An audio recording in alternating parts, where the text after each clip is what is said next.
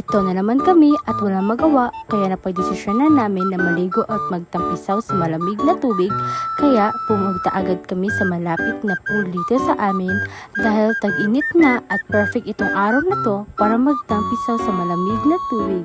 May 3 pool ka palang mapagpipilian dito pero itong pool na to ang napili namin. Bababa na nga kami at super excited na naming lahat makapagtampisaw sa malamig na tubig nila dito. At eto na naman kami, nagbabayad na kami para makapasok sa pool na ito. At nang makapasok na kami, agad kami naghanap ng cottage na mapagtuluyan namin. At dahil excited, nakalimutan namin yung video habang nagtampisaw. Kumain muna kami dahil nagugutom na kaming lahat. At dahil wala nga ito sa plano namin, kaya ito lang ang nadala naming pagkain sa akin. Ito na talaga yung video namin habang nagtatapisaw. Ang sarap at ang lamig talaga ng tubig nila guys. Kaya dyan lang muna. Bye! Yun lang. Bye!